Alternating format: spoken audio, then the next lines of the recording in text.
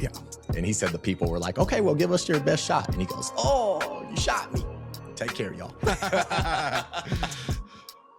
That's funny. I was just, my wife and I just auditioned for an improv group, like a comedy improv group in town. Okay. And, I figure, well, I'm kind of funny. Yeah, I could probably do. Well, so, and then my wife being a theater teacher, of course. So we go and there's like 100 people auditioning in the first audition. Kind of too many people, probably. What up, world? Welcome to Garage Talks 5417 podcast. I'm your host, Desmond Reynolds, aka the Peacekeeper. And as you know, we got wonderful guests coming on. So today we got an educator, a great man, a funny man, a father, husband, and just a dude that you're really gonna learn some stuff from. So let me just get straight to it. We got Mr. Plum. What up? Woo! Good to see you. Hey, good to have you, man. Yeah. How you been? I have been. You've been. I've been. No, it's all over the place, but mostly good. Right. It's good to have you. It's crazy. You were my teacher in 2009. Yeah, you were just saying that off camera, and I was just thinking in my head, I'm like, did he graduate 2009, 2010? Sometimes it's nearly impossible to place students in the long spectrum of when you taught. Sometimes I'm like, did I teach you a decade ago? And they're like, no, it was 2 years ago. I was like, oh, sorry. So how long have you been teaching? Well, you were my second year. So I started late 2007, but really 2008. Okay. And then went to about 2016, realistically full time, but being cut every single year and being rehired every single year. And then finally after 2016, I was like, I'm done. Came back for another stint in 2018, but yeah. Then just subbing when I want to. So that's nice. Yeah. Just plug and go when you want. Yeah. What got you into teaching? What made you say, you know what, I'm gonna do some teaching? I think like a lot of people, you have a certain teacher impacts you or something like that, and subject matter. So just had a history teacher that was really dynamic. I went to Elmira High School, not the most prestigious school in the area, and there were good teachers out there, but I just had a teacher, Mr. Nelson, who was just hilarious. It wasn't always about the subject, so we could talk about other things, and I really appreciated that about him. And so went to school, learned I really liked social studies, and then ended up teaching English a whole lot more than social studies. So you was telling me about that when we were talking before. You wanted to teach social studies, but when you got to, was it Springfield High? Yeah, I got to Springfield High, and immediately they had a need for English. So I got dual endorsed. There's a process to become a teacher. You have to get an endorsement in secondary to be able to teach that subject area. And I minored in English. And so I thought, well, I should get my endorsements in English. And I ended up doing most of my work in English. But when they moved me over to social studies, instead of teaching history like I wanted to, they gave me government. And I hate government. I was going to say that. It's a terrible class, and I'm sorry you had to sit through it. You made it fun, though. I tried. I think that if I wasn't having fun, then I was going to go home and cry. So, I think at that period of time, I was playing Call of Duty on the Wii, and I would just come home, and every day was worse than the day before. Oh my gosh. I would just have to obliterate 200,000 Nazis to make my life feel better. Man, it's funny you say this. I said, Des, you need to carve out about an hour or two each day to start gaming again. It's just, I think for us, especially us dudes, we just need to let our aggression out. If you ain't hitting a punching bag, just go on the game. I like first person shooters, so Halo for me. Yeah, exactly. It got too much at the time, especially when I ended up teaching 2 years at Hamlin. Those were the worst years of my life. And I was playing way too much at that point. Man. And I realized at one point, my wife goes, well, how long have you spent on this? I'm like, I think it has a counter. And I looked and it was like, 30 days. I was like, oh. And I realized, wait, 30 days, not 30 hours. 30 days I've played this? 30 physical days that I've lost to this game. And sure, I had the golden AK. Oh, I was in the top 100 on the Wii. Not that that's a respected platform for gamers. But I always tell people, like, it shows, I mean, because you're pointing the screen. If apocalypse comes and these kids are trying to play and they're trying to fight off an invasion like this with their opposable thumbs, at least I aimed a remote at the screen. So that kind of translates to real warfare. Yes, right? it does. We're ready. You're ready. I'm ready. You're going to defend. We fit trained. So with becoming a teacher, I'm always wondering, do you have to have a college degree to become? Yeah, so the process then, and it's changed a little bit. It used to be you just had to go and get a bachelor's in education, and that will get you, it used to be that would get you elementary ed, so you could teach up to 5th grade with that educational degree. And at some point they kind of pressured you to go back and get your master's. Then to become a high school teacher at the time, you had to have a master's degree. So you had to get your undergrad. So my undergrad is in history. I have a history degree from the U of O. And then I went to Pacific for a little over a year to get my master's degree in education. And that's where I got endorsed in both history and English. That's wild to me. I did not, because I thought just to be a principal, you needed a master's. No, principal's another year and a half on top of that. So, I mean, you're nearly a doctorate when you become a principal. So there's a lot of schooling involved. What they don't tell you is not only do you do that, but then you have to continue going to school while you're a teacher. So you're teaching all year round. And then in your summers, you're usually taking 5 to 6 credit hours just to stay certified, just to keep up. Not to mention all of the mumbo jumbo they try and make you take in classes to learn how to teach better and more efficiently. And none of it ever is beneficial. None of it helped. Mr. Nelson helped you the most. Yeah. I mean, I think curriculum wise, we can learn a lot from different sources, and other teachers can teach us a lot. And sure, there's different practices we can go in and be like, hey, this might work if you have a kid who's dealing with this or this or this. These things are helpful, but most of the stuff they teach us is never practical. It doesn't translate to the real world. And quite frankly, we stopped using it after 3 years and they moved on to something else. Right. So do you know if the curriculum to become a teacher is the same now, or have they lowered it? Because I feel teachers are in demand, at least nationwide. During 2020, they briefly lowered. To become a substitute, all you had to have was a bachelor. So you just had to have a degree. And now they moved that back up. They do want you to have a teaching license again. Other states have lowered it. Oregon hasn't lowered their standards as far as have the education programs like dumbed down their curriculum. I don't know that. Right. My guess is no, because there is a demand, but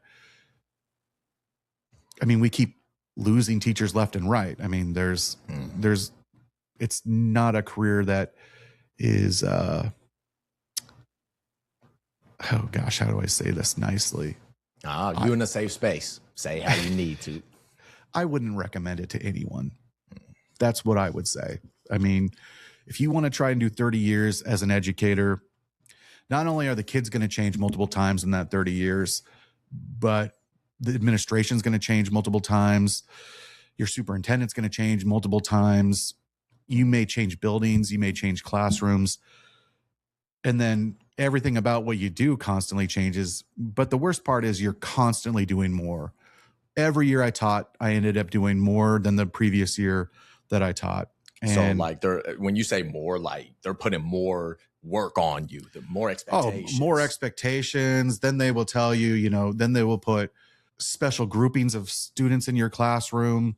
They're like, hey, you did well with this one difficult kid. What if we put 6 difficult kids in your classroom? And you're like, well, how do I teach the other 22 kids in the classroom when I've got these 6 sometimes special needs kids, sometimes other groupings of kids that you're just like, this is hard. And they continually make it harder. And then they tell you, hey, this year you're teaching, we got to focus because we have tests coming up. You got to focus on that.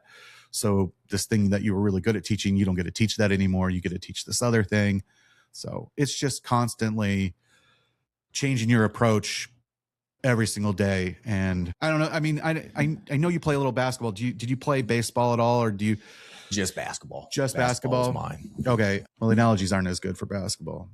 But in baseball, like if you go up to the bat, you kind of have an approach. You have a routine you do. And maybe like in free throws, when you go up to do a free throw, you kind of have a routine. You know, you go up and you have your set thing and you want to, and then you get prepared. But teaching is kind of like every time just changing your approach. Every single time you go up to a free throw. This time you're just going to do a granny shot. Why? Well, because they asked you to do a granny shot. You know, this time they're going to have you shoot backwards. Why? Well, we find that might be the best approach. Man. Well, that doesn't work for me. Well, that's what we're going to do from now on. And it looks good on paper, the numbers, yes, this, that. Yeah. And so you get into that a lot where you're just constantly changing your approach to everything you do, and you never really get settled. And if you know anything about performance, like you have to be comfortable in what you're doing to perform well. Absolutely. And if you're not comfortable, if you're constantly being given a different approach, then I don't think you're ever going to be good. I agree. I think because when you and I crossed paths in life, 2009, I still remember my senior year, and this is a time where our phones were just coming out, far as smartphones. Yeah.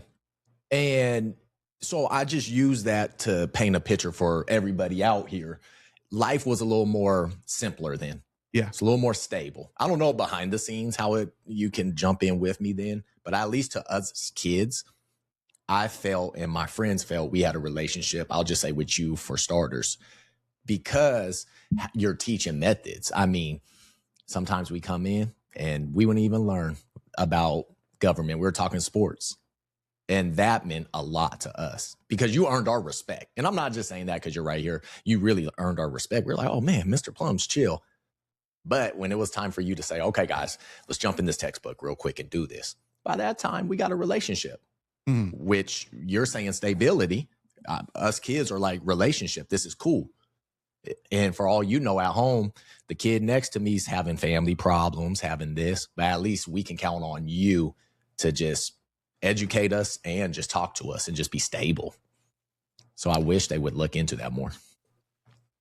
Well, it is sad. And I mean, there's a lot of times where I realize that I might be the most stable male figure in some kids' lives. I remember when because I taught at Hamlin for 2 years. So I had some of those kids as sixth graders. Then I taught them as seventh graders. What years were you at Hamlin? 2011, 2012. Oh, okay. So right when I left. Okay. Yeah. And so I was there for 2 years. I went to the high school first, and then I went down to middle school, which is a hard transition. Ooh. When you start at high school, then you go to middle school, and then you come back to the high school. It's kind of a strange road to take. Which one was more difficult? Oh, middle school by far. They have the most difficult task of anybody. Wow. If you can do 30 years in a middle school, then I don't know. Maybe the gulags were harder in Russia. I don't know. But maybe that's about it. I don't know. Oh my gosh. I can't imagine now with smartphones and I couldn't do it. Yeah. And thankfully when I was there, they were in the infancy of smartphones. Okay. Yeah. I do remember the first time I realized smartphones were going to be a change was, like cheating has always been part of school. Kids cheat. I know that they do. We've all done it. But I remember catching a kid who had flipped up his Samsung Rant. I don't know if you remember this phone. It slid upward and it had a keyboard on it. Okay. And it took photos in 2 megapixels, which if we go back in time, they look horrible. Mm-hmm. But I realized that he had taken a photo of my test and sent it to a kid in my other classroom who was going to take that test later that day. And I realized, well, this changes everything. Absolutely. Like cheating has just gone to the next step. And so that's when I realized, I don't know if that kid could even read it. It was a 2 megapixel camera. So, he probably got all the answers wrong because he, got it wrong. But yeah. So that's when I realized, things are changing. And obviously they've only gotten worse. As phones have gotten better, it's only gotten worse. What do you think about AI being in the classroom? and using AI. Do you think that's going to be beneficial? I think like anything technology wise, it can be used both ways. I think initially when, I was growing up, the internet age was just coming along and we were like, ooh, this is going to revolutionize everything. We're going to have information at our fingertips. And we do. We can look up anytime you want to look up a stat to a basketball player. Like I try to remember all these stats that were useless back in my day, but they're not necessary anymore because I can look them up. But then, that's a clear advantage. Man. We can do research in the classroom that is much more beneficial than going and pulling open an encyclopedia back in the day and trying to look up. You want to hear a horrible story about me in high school before we get? Let's hear it. Okay. So freshman year, here's how dumb I was. And this is why I understand students, because I was an idiot. Smart kid, but an idiot. And I wanted to waste as much time and not do the work and blah, blah, blah. Freshman year, we had to do an essay about an insect. So I had to do an essay and so I chose ants. I don't know why. Okay. So I wrote this horrible essay about an ant and we needed to have a picture. Well, there was no pictures back then. We did not have, Google to just go and get an image. So what did I do? I opened up encyclopedia letter A and there was a picture of an ant and I carefully ripped it out of the encyclopedia. I know. And I attached it to my paper, turned it in. I don't know what I got, like a B on the paper. 4 years later, senior, going up to graduate, I go to get my final bill, to get my cap and gown, all that stuff. There's all these things on there. I'm like, what? And then there's a fee for encyclopedia letter A for $27. I'm like, wait, what is this for? Miss Gilchrist had remembered. She had found my essay, gone back, matched it up to the encyclopedia in the library, waited 4 years, and charged me the full price for that encyclopedia. Oh my goodness. So well played, Miss Gilchrist. Well played. Good move. $27. $27 I had to pay to graduate for that. Yeah. Wow. That's some good memory. Yeah. That's so, impressive. Obviously, if I had the That's internet, impressive. that wouldn't have happened. I would not have started my life of crime. You said, okay, there's the ant. We got it. Cool. Yes. So, technology always helps. And then it always gets to the point where, if we're just talking again, information age, look at how much misinformation is out there on a daily basis. We thought newspapers were great back then, but having all these other news sources like Deadspin coming out with articles in the early 2000s, all these other sources out there that were going to do investigative journalism was going to give us an even better future, that we're going to have bias is going to be gone. We're going to have all these great. And what happened? Eventually it got infiltrated by bad actors, by bad characters who just make money by lying and creating misinformation and putting out half stories or opinions. And so now we're at this point where we have all this information, but I think we have even more misinformation than we did in the past. So trying to find just a simple answer to something like, is aspirin good for me? Will get you 900 variables on the internet. So when you add in something like AI, where you have sources doing things for you, sure, it synthesizes my emails really nicely. Sometimes it'll just be on the side like, hey, this person said this. I don't even have to open my email. It synthesizes it right there. Right. And sometimes if you have to fill out a form letter, I had to write a form letter for my daughter who went in, applied for a scholarship, and it had to be in a certain method that, even as a writing teacher, I've never written something in this method before. So told AI, here's the information I want in it. What did it do? Put out this beautiful little letter. And then, of course, because my wife and I both taught English, we would go back and changed a number of elements to be like, let's make it human. But the structure was good. And do you think they're ever going to have a point, especially, I guess, from a kid's perspective, a way to proof if the kid put the work in or if the AI put the work in? Because it's already out there. It's already out there, especially at the college level. Okay. Cheating is so bad at the college level that they pay for multiple services to search for different keywords. There's a language that AI uses that it's still not human. So if something looks too good, it probably is too good. And that's kind of a shame because there are really good writers out there. There are kids who can write really well. And it's mostly writing where it's an issue, writing essays, because that's what a lot of college was. Back when I went to college was writing 5-page essays, proving you could actually synthesize your ideas about what you were being taught into a paper. I think with that, I always go off general just signs and stuff. Let's just say a kid named Tommy. Now Tommy has this machine that can create shortcuts for him. I think at times AI, like I don't know if it should be in the classroom for high school and below. That's what I'm trying to say, because they need to learn to earn that and experience. I don't think using social media and AI is experience. I don't think you're experiencing life and earning life. Oh, no. I think you're just getting shortcuts. And that's teaching bad habits when you go into the real world. And now it's like, oh, I could take this short. They're always looking for a shortcut now instead of, I got to work for this. I got to have substance behind this instead of, Sure, do this for me. Like, sure. I mean, I think that translates to every aspect. I mean, going back to basketball, you can't do shortcuts to get good. Man, conditioning. I mean, you can't fake that and then go out and play a full game. You can, I guess, what is it called when you hang out at one end of the court and then they just lob the ball to you? Cherry pick. Yeah, you can cherry pick, but nobody appreciates a cherry picker. Like nobody wants them on the team. So if you don't put the work in anything, you're not going to be respected. And I think you can fake it for a while. I think people who use AI can fake it for a while, but ultimately they're not good at their job.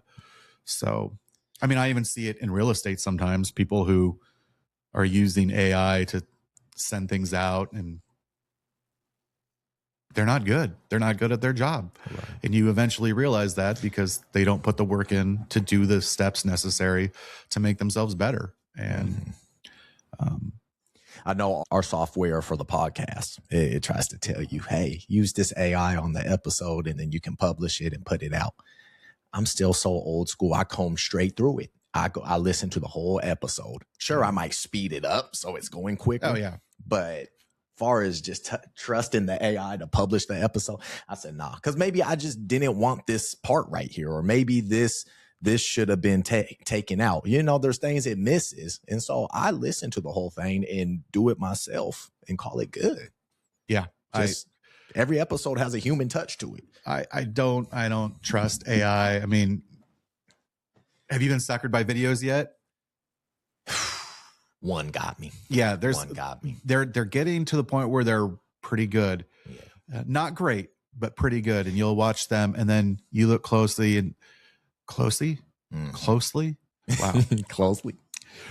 They know. You got closely. And you look and you're like, well, of course that's not real.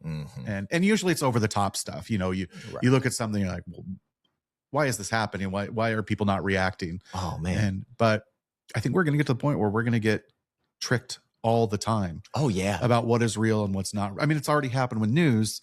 And so why is it not going to happen with video?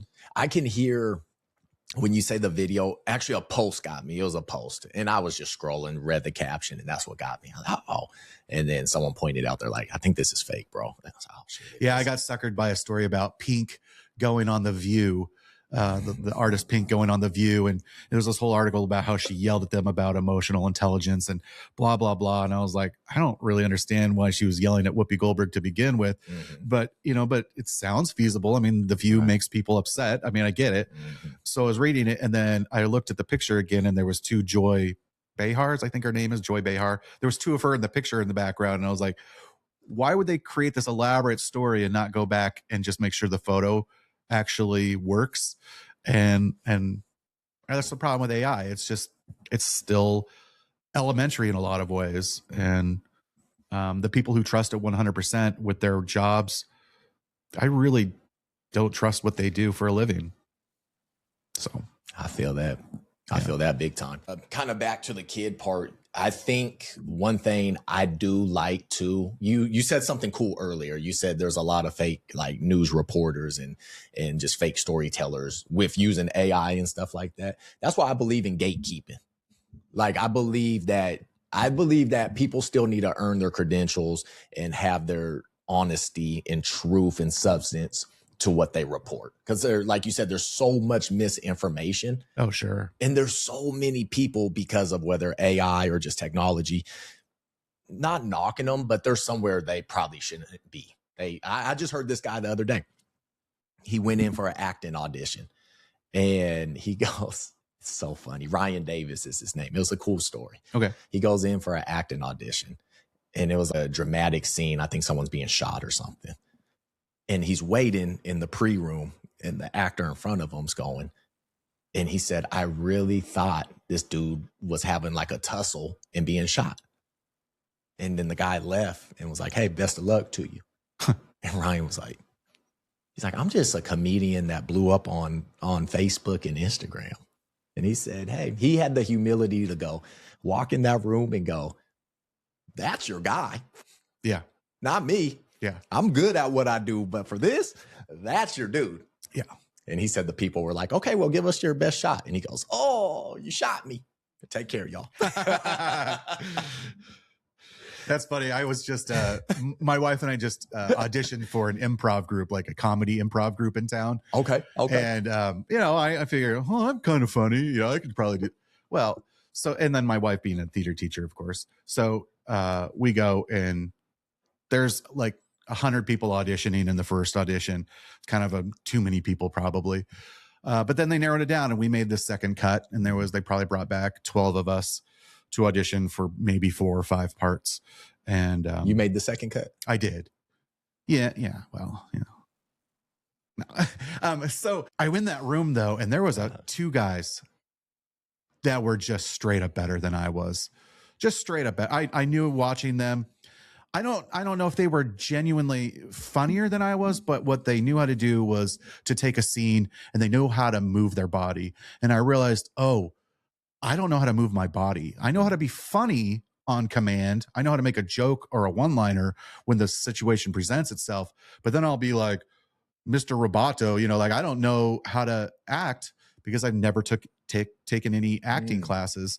And so I realized, oh, I got to get better. I got to get better in that regard if I want to do this. And but I think it's an honesty that only real creative and entrepreneurial people can do, is look at other people and go, oh, they're doing that better than I am. But I have to work harder than to get to that stage. We're just going back to sports again. When you're out there and you're trying out for a part or a position, and you're like, oh, that guy's better than I am. What can I focus on to be better than he is? Maybe I can be better defender than he can, or whatever it is. But absolute. That's what I loved about Kobe. Kobe got to a point where he said, okay, someone can jump higher than me. Someone can dunk better than me. Any of that stuff. So he said, what can I work on? His footwork, understanding the game, fundamentals. Him and Tim Duncan both. Mean mugging. He had the best mean. Oh, man, Kobe, miss you, bro. Between him, Tim Duncan though had the opposite. Just the deer in a headlight look. Like, did I do something wrong? Yeah, Tim. You fouled the heck out of that kid. When we're done with this, remind me to send you one of our episodes. We had Terrell Brandon on here. I saw that. Yeah. Oh, okay. Yeah. Him talk when he was with the Wolves with KG and talking about how they prepared for Tim Duncan. KG had another mean mug. I mean, if you want to talk about a guy who probably scariest guy in the league, probably one of the genuinely nicest guys too. But like on the court, that guy was all business. He was all business. Yeah, it was something different. Yeah, I kind of miss that in the league. You watch basketball and sure there are some guys who are serious, but it can't be that serious when everybody's scoring 130 points every week. You're like, thank you. Yeah. That's what I'm saying. Everyone wants to shoot threes. Steph Curry has to play against his own game. It was lovely when Steph came in the league, because he did it better than anyone who's ever done it before. And I loved a good three back in the day. And, between like Kiki Vandeweghe, Ray Lewis, God, not Ray Lewis, Celtic, Ray Allen, Ray Lewis. Shout out Ray Allen, Lewis, but yeah. Ray Allen, Larry Bird, Kiki Vandeweghe, all these guys shooting a three, but it was rare. Like it was Reggie Miller coming in kind of changed that a little bit because that was what he focused on. Right. But you knew that's you. You're the sniper. Yeah. Okay, I'll shoot one here or there, but you're the sniper. Yeah. Here you go. You knew that you had to guard them eventually. You couldn't just leave Steve Kerr on the corner. He was right. He could do something, but he wasn't going to beat you all game. Mm-hmm. And then Steph Kerr came and it was just like, no, I'll just shoot it from anywhere I want. That changed the game. But it also taught everybody else who's 6'10" that they're just going to stand out in the corner and shoot threes. And I'm like, you're 6'10". You could do anything you want on the court. Man. But you could kind of make that argument about Dirk. I mean, yeah, Dirk's the 6'10" dude shooting threes. Yeah, no, and I think Dirk did change the way a lot of people, him and Rasheed Wallace, a couple other guys who could stand out there and shoot the ball from deep, but also could go inside, and that's the true. thing. They could go inside. Shaq never went outside. He knew his place. So you're saying pretty much in today's league, people should they should get back to their places. And if you're 7 foot, just stay inside. Is that what you're saying? Maybe shoot a three. I don't know. I don't know if I want that necessarily, but I think if you could shoot the ball, you could shoot the ball. Mm-hmm. But I think there's some people who can't shoot the ball and shouldn't be out there shooting the ball. So if I was Wemby, I'm staying inside and just grubbing. It's cool to see him shoot threes and he's 7'5", 7'6". Yeah. It's cool to see. But if I'm him, I'd be like, Wemby, look, you get 2 threes a game, but I need you to stay down. Do you think he would survive a career though, staying inside with that frame? I mean, I know he's put some weight on. When he started this league, I'm like, that guy's going to die. There's a guy, Sean Bradley, who came out 7'6" white guy, just a terrible, okay, better than I am by far, but had a terrible career. Just it couldn't stay healthy because he's just knock him over. Just anybody could just go inside. Man. Yeah. I mean, knock on wood. I guess Manu Bull was pretty tall guy. And Bull is a tall guy, but he stays outside. Matumbo.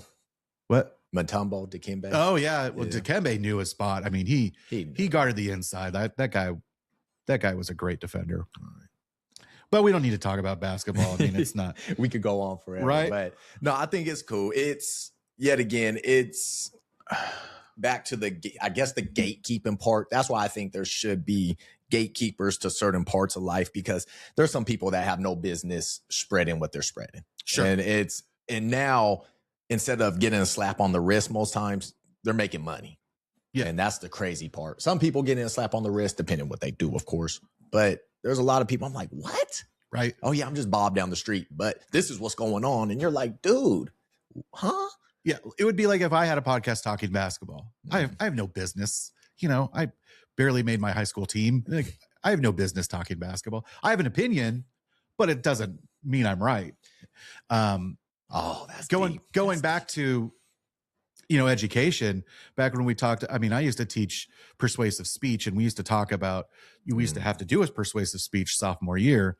And I used to talk about how Aristotle had 3 points of argumentation: ethos, logos, and pathos, which are basically your an emotional appeal, your logic appeal, and then your appeal based on your credentials. So meaning like you would have someone come up and like, well, I'm a rocket physicist, so I'm going to talk about the physics of rockets and why this rocket's going to work and this one is not going to work. Well, you've already established that you're an expert in that field, so you have the credentials to talk about this subject matter. We're at a point anymore where nobody has any credentials to talk about anything. They're just out there talking. You mentioned Joe Rogan earlier. Joe Rogan's great. He'll talk about anything, but he will also defer to the expert in the room because he knows, I don't really know what I'm talking about. I have opinions, but I don't really know what I'm talking about. So, and that's what I love. I mean, I know I told you I only listen like 3 podcasts. If I Yeah, I love a guest. Like, I'm gonna defer to you. We talking about teaching. I got so many questions for you about teaching. That's what I mean. I'm going to you. I don't know. I haven't been at Springfield High in years. Well, I coached a little, but that's it. Yeah. So that's Yeah, and going back to Aristotle, he said all three parts were equal to argumentation. You have to be an expert in your field, you have to use logic, and you have to emotionally appeal to people. If you have that rocket expert on there and he's talking and he's just speaking in scientific language that nobody understands, nobody's going to care. But if you can get up there and appeal to people emotionally, they're going to get riled up. And if you use as facts and figures and numbers that make sense, they're going to hear what he has to say. I used to talk about like the most successful speeches of all time. And I used to bring in Martin Luther King's I Have a Dream speech. And I would say, now listen to this. And I go, how much logic was in there? Did he present any facts in this speech? And there are very little facts in Martin Luther King's I Have a Dream speech. But he was an expert in his field. You know, he was a minister. He walked the walk. He did the talk. And then he came in and he gave this very emotional speech that is, you know, remembered throughout history. But it's almost all emotion. And what do we as humans respond to? Emotion. Do we care so much about facts anymore? I don't think we care so much about facts. But going back to Aristotle, he said that the facts matter the most. Even though all three things are important, facts matter the most. Emotion should count the least. And I think that if you're in a relationship with somebody or even a friendship and you can remove the emotion from a situation and just go to like, well, what's the real issue here? What are we really arguing about? What are we really fighting about? Oh, you want me to put my shoes away when I come home? Oh, well, I can do that. You know, but the way you said it got me emotional. And now I don't ever want to put my shoes away. In fact, I want to put my shoes right in front of you every time you take a step. So you're tripping on, you know, like, and I think that that's where we are as a society. We look at things and we're like, oh, I get all riled up. I'm like, do you even know why you're riled up? Do you even know why this is making you angry? Not really, but I'm angry. And that's what the media is doing to us on both sides. Yeah, absolutely. Making us angry about everything. And I would get that so much at the credit union. People would come in. I'm dealing with money. Yeah. It's money. I tell everyone, every walk of life came in. Black, white, Middle Eastern, Asian, whatever you want to name. I've seen it right here in Springfield. Yeah. People would come in. Late fee, missed payment, just something. Yeah. And you're right. First, it's motion head on. Right. Because just their day's going, something didn't go right. We're coming in. I'm the face of the system. Right. Here we go. More times than not, once you talk and the emotion starts going out and the facts start coming in, then we can work on it. Yeah. And what I would do is I start realizing that I didn't know it, but I realized it, if that makes sense. Like I was like, okay, just know this is taking the heat right now. That's what we used to call it, take the heat. And then once, I'll use Bob down the street again. Once Bob relaxed, unless he was disrespectful, then I'd be like, Bob, look, man, we're not going to do freaking this. Rob. Right? Bob. Yeah, we use Bob. And Rob too. I don't like him either. Rob, Bob, they go together. They're just terrible customers. And yeah, I'd be like, look, man, your payment was the 25th. We give you 7 days. It's day 8. Look, you chill. I think I can reverse it. But once they saw that and that got out, usually we can come to an understanding. Yeah. The facts are here, but they see I put in the work and I'm genuine. Sure. And it's like, okay, I got to add heed to that. I got to respect that Desmond is being genuine with me. Cool. Let's do this. And I think if we all took a breath and took 10 more seconds, I think we'd be okay. Well, and I think that's why I think everybody should do 1 year of either retail or restaurant service. My mom always says that. It's essential. I think everybody needs to learn how to do customer service so that they know how to treat people on the other side. Absolutely. Because sure, you are the face of that company when you walk in, but you're not the face of that company. You're just an employee getting an hourly wage. Something you don't deserve any of this at that moment. And other people need to realize, where is my real issue? What is my real Karen moment? Why am I going over the top? Man. I used to tell Sears stories when you guys were in my classroom. And one of my favorite Sears stories was a guy who just came in with this thing called a Sears Handy Cut, just this like razor blade on like a pliers, but with razor blade on it. So it would cut through anything. It would cut through a phone book, cut through wire. But it was a long razor blade on it, and like a razor blade, they break. But Sears Craftsman Tools had a lifetime warranty. So if you could break it, if you could break a ratchet or a pliers, you could bring it in and we'd give you a new one. So this guy brings it in and he's like, this thing broke on me. And I'm like, oh, yeah, the blade broke. We do have some replacement blades back here. He's like, no, it's got a lifetime warranty. I'm like, oh, well, the tool has a lifetime warranty, but the blade is not warranted. So here's a 5-pack for $2.99, you know, like, no. And I was like, so then I just listened. And at one point I was like, oh, you know what I'll do? I'll just give you this 5-pack for free. It didn't come with this. So you're getting this for free. So that was not good with him. He wanted a brand new tool. I was like, well, the tool itself isn't broken, just the blade. We put a new blade on, the tool's fine. What does he do? He picks the tool up and he throws it at me. And I dodged it, went over my head, hit. And he's like, I'm never shopping here again. I'm like, good. We don't want you to ever shop here again. Thank you. Bye. That's probably why Sears went bankrupt, because of me. Anyways, so he walks out and he walks away. I'm like, oh, sweet. I got a free tool. So I just picked up the tool. I'm like, I guess this is mine now. There we go. So, but I think it goes back to, there we go. I'm willing to do almost anything as a customer service person. I would do things against policy to make the customer happy. But if you come in with the wrong attitude, oh man, and you push me and you want to claim it's on me and do stuff, then I would flip it on you. And like, we're only as good as we are at the moment. And I had another guy one time, he ordered a trailer for his Sears Craftsman tractor, just a little dump trailer, $119.99, made out of thin metal, and it hadn't come in on time. And he's like, oh, I want blah, blah. He was all mad because it didn't come in. I'm like, well, let me go back in the back room and check. And I would always do this. I would always go check to see if something was there, whether I knew it was there or not. I could scan it in the computer and immediately would tell me it's not there. But I would go back there and physically check just to be like, I'm doing the extra step for you to show that and it was actually there. I went back there and it was there. And I come out and tell him, and he is just cussing me out left and right. I'm like, hey man, it's here. We'll help you load it. You know what? I'll even take $20 off the top of this. So I'm going to take $20 off for your hassle. He's still cussing at me, just throwing a fit. So, and I went to get a manager and he stormed out of there before the manager came. So then he was going to go drive around and pick up his things. So I went in the back and I just remember just drop kicking his thing. And then the back service guys were like, the loader guys were like, what are you doing? I'm like, told them the story.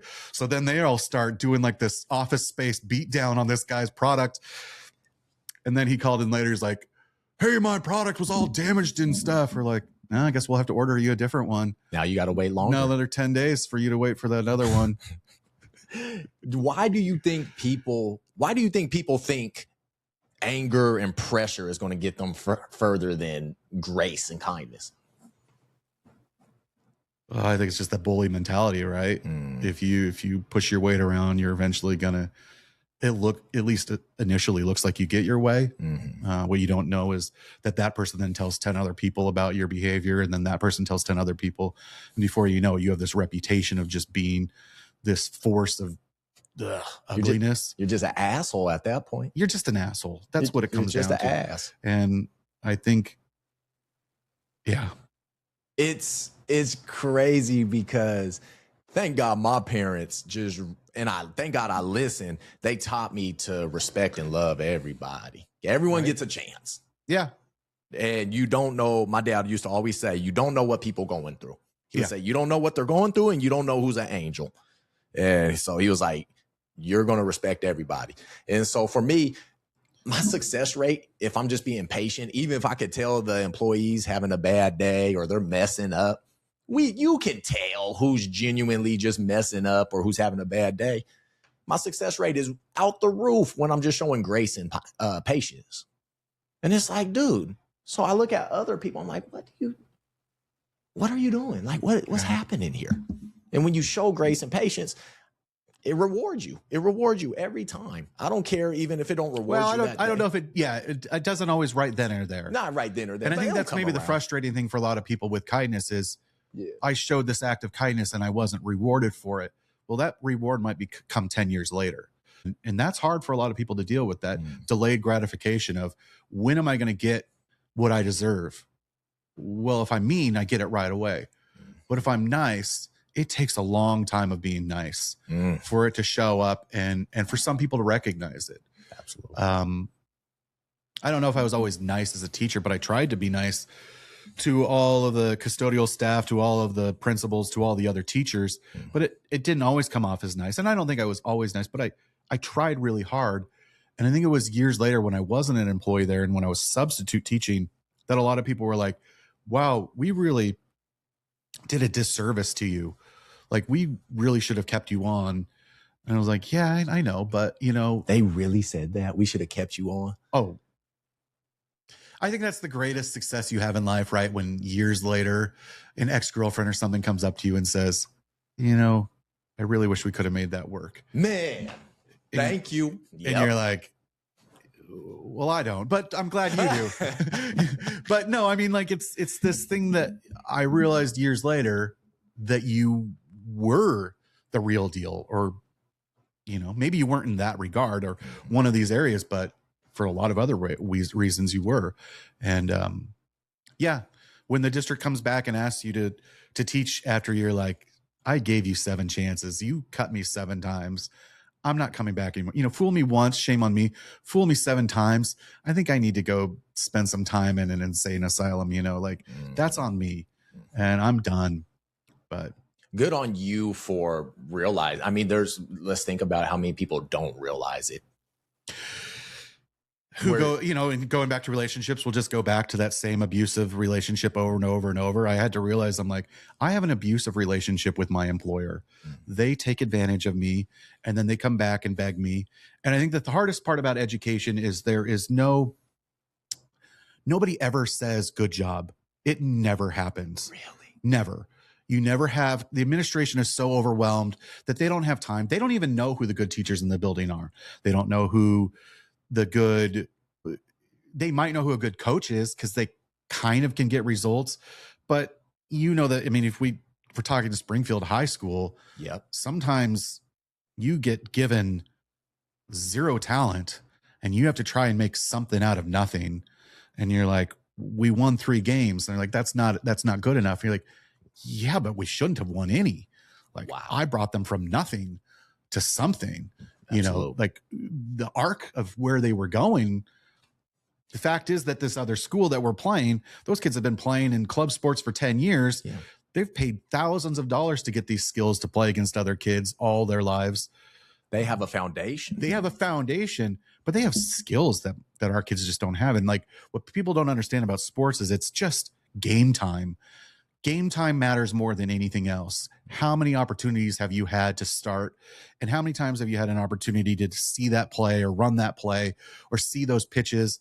And because I'm a baseball, softball guy, it's a little different because if you've never seen a changeup as a batter, you get used to a fastball coming all the time and then somebody throws a changeup. Your timing is so bad on that first changeup. You're going to whiff on that every single time. So how do you get better? You just have to see it. You have to see it hundreds of times before you can get better at it. And unfortunately, the state of sports that we're at right now, you have to pay money all year round to go and do tournament ball. And your parents have to follow you around like, well, that's what they say. Life, I think. Yeah, I agree. That's what I think is ruining for basketball is like AAU. Oh, definitely. And like NIL deals trickling down to high school. I'm not saying I don't believe in NIL deals, but I think there should be a big cap on them personally. These college kids, like, I know you guys earned it. I know you guys are doing great. You deserve a piece of the pie, but sure. I think it needs to be capped because millions of dollars. I'm going to be honest with you. If I went to college and they gave me 10 mil, I'm probably not worried about the NFL. That's just me. I'm paid. I'm good. Well, we've already seen a couple of guys are coming back that are like, you would have been a top pick. Like, maybe the college life is worth it. I don't know. Who knows? Yeah, I went to college. It wasn't that fun. But I'll keep it at AAU. You're right. I think these kids, well, first, they're not experiencing. Tons of people are saying they're worried about doing cone drills and training drills instead of game time. Yeah. Go play at the park. Go play 5-on-5. Go experience game time and implement your works in there. Get hit, scrape your knee, do your thing. Instead, they rather just do cone drills. It's getting rough. Well, I think that's what used to make the good kids better back in the day, was the kids that would go to the park and play all day. You know, we used to go into Washington Jefferson Park in Eugene, and there's needles in the grass from the transients, and you're playing against 40-year-old guys that are half drunk. But as a 16-year-old kid, you're getting better. You're better. You're learning how to play against people all day long. And so we were constantly doing pickup games, and you were also getting hacked constantly, just getting fouled beyond. And then you learn how to continue the play after a foul. And I mean, we shot threes, but they weren't really respected back in the day. So exactly. I don't know. Again, doing the work is doing the work. It's just now you're paying hundreds and hundreds of dollars to do the work so you can travel up to Portland and travel down to Klamath Falls all day, all your life, and get better and get noticed. But how do parents even afford that? It's so expensive in gas. Oh my goodness. I don't know how they do it. They just sacrifice their lives. I mean, we do a lot for our kids, right? We do a lot for our kids, and some people do too much. Some people do too much. This will be a hot take that probably won't be respected, but we did not have a college plan for my children. We did not, like, in education, a lot of people are like, oh, what's your college fund for your children? And I was like, I don't want to have a college fund for my children. They're like, why? I'm like, because for one, if I'm just paying for them to go to college, they're not going to take it that serious. If they don't know that it costs $30,000 a year to go to college, they're not going to take it that serious. They might look at the party lifestyle or whatever it is and be like, oh, and then they might drop out after 2 years. What's worse than having 150 credit hours and no degree to go with it, and just years of loans or your parents' money that paid for it, just so you could go to college for a little while and have an experience? That's not anything special. So my kids, I told them they can stay at home. They can live at home as long as they want. I'll pay for nearly everything they have, but they're paying for their own college if they want to go to college. Wow. So, and one of them is in Wales right now, finishing up. She saved up $26,000 to go to Wales this last year. She's going to pay it off. She's going to be done in 3 years and have a degree. Boy, that sounded like a humble brag, didn't it? Good job, Lily. Love you. And the other one is just at Lane. And, you know, like, she's not happy she's at Lane, but Lane is Lane, and it's fine. But there's no prestige to it. Some of her friends got to go to fancier colleges, and it's like, yeah. And they're going to have $30,000 in loans for that. Yeah. And I'm still paying for my college degree that I don't even use anymore. So, that is wild. Right? What a ball and chain effect. Here you go. Paper, ball and chain. Damn. Yeah. Well, our generation was lied to about a lot of things. So was yours. Don't get me wrong. I'm not. Millennials got a raw deal. But our generation was lied and said, go to college. It'll change everything for you. Go to college. Yep. So we all went to college, and they're like, get the loans. And then they told us, hey, some of these jobs you go into, like education, if you do it for 10 years, then we'll take the rest of your loan and we'll eat it for going and teaching in a poverty district or a low income situation. We'll pay for that. And what we're finding is almost none of us got that deal. My wife had to teach for 18 years before they dropped the last $1,300 of her student loans. Oh my So God. we paid off $26,000 of her student loans. I've paid off $46,000 of my student loans, and I still owe. And it's just like, I don't even use it. That is so wild to me. I would think people who are helping raise our future generations. First, I never thought teachers were paid enough. I'm just going to say that now. Yeah. It's like, you guys put up with so much. And then it's like, bruh, what's your salary? That's crazy. Okay, well, hot take again. I think teachers are paid enough after 10 years. After 10 The years. first 10 years are hard. So it's a step, and you go up incrementally. And then, but after 10 years and then 15 years, you cap out. Okay. At 10 to 15 years, it's a respectable salary, considering that you do get 2 months off in the summer. So, I mean, considering that you could go off and do something else. That's true. Do a lot of teachers end up doing more work? Sure, of course they do. But I don't, when you factored in the old benefits we used to get, like we used to have very good health care coverage plans and whatnot, and those were really nice. Yeah. But now our copay is $50 to do anything. So, when you have a family of 3, sometimes your monthly bills are $350 just in copays. And you're like, well, what kind of benefits did I really get here in the long run anyway? So, the benefits keep getting worse. The retirement is the worst part. Like we were told that we were going to have this nice retirement, that you were going to delay gratification. You weren't going to have great paychecks at the beginning, but after 30 years, if you can deal with people for 30 years, if you can deal with little rotten students for 30 years, then you'll get this nice retirement that you'll make similar money to what you made when you were teaching. And that's really nice because no one else really got that deal. K does not pay you that much. So we were like, okay, we'll take that deal. And then what did they do? They took that away from us too. So they were like, okay, well, you don't get that deal anymore. You get to put up money into a 401k basically like the rest of us. And I was like, well, but that was part of the deal that you suckered us into to take this job that doesn't pay as much. That's the real, do I think we're not paid enough? I think we're paid enough. But I think that the lies that we were told that we will help cover your student loans. And I personally don't believe we should just eliminate student loans. I think most people knew when they went into college that was part of the deal. Right. You took a loan, you pay it off. You get a car loan, you pay it off. You buy a house, you're going to pay that loan off. Right. Or you're going to die owing on it, something like that. But I think there are certain situations where maybe somebody should step in or some forgiveness. But do you guys get any like bonuses? Do teachers get bonuses for if classes are showing better results? Absolutely not. No. There is no benefit to being a better teacher. In fact, no reward. There's almost a detriment to being a better teacher because if you're being a good teacher, you're working harder. You're spending more time grading papers. You're spending more time learning curriculum, learning new curriculum, and you get nothing out of it. And there is no matrix to show whether you're a good teacher or not. Sometimes the students know. Sometimes the parents know. Sometimes the administration knows. I will say most of the staff, I think, knows who the good teachers in the building are. But because we have administrators coming in every 2, 3, 4 years, a new principal comes in, they barely learn the school and then they're gone again. Right. So they have no idea who a good teacher is. The district office has no clue what's going on. They don't even step into a classroom ever. Right.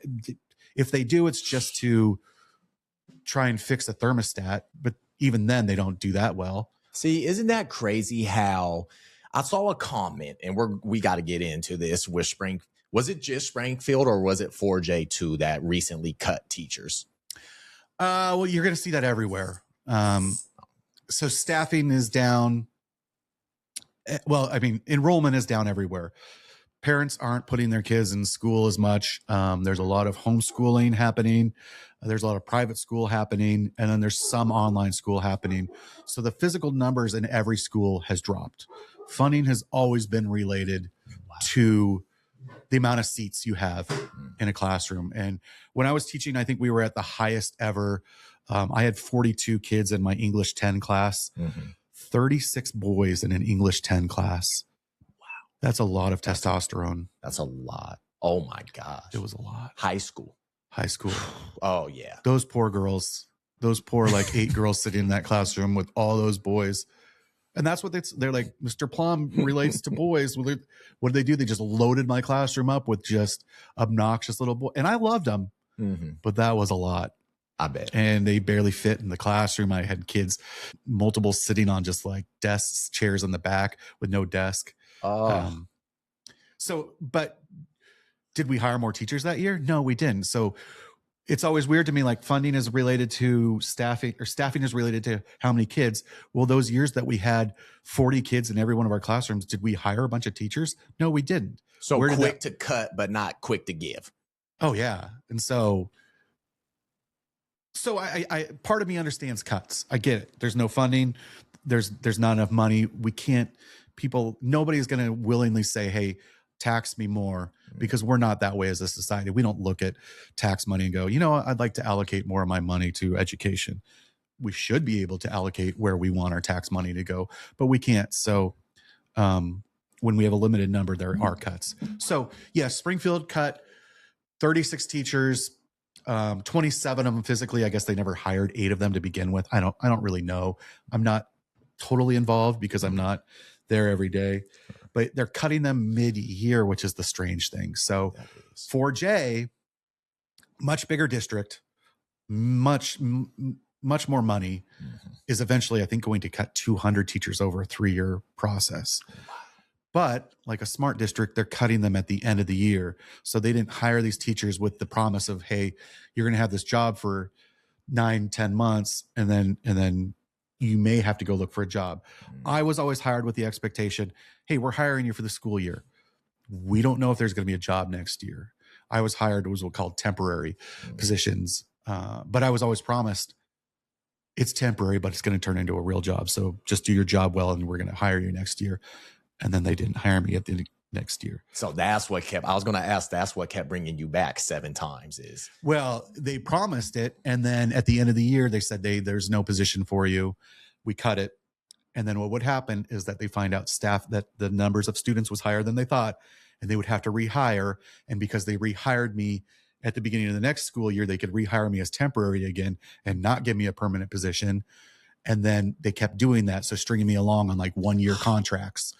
Oh my gosh. Instead of giving me that multi-year contract where you're like, hey, we're guaranteeing you a position.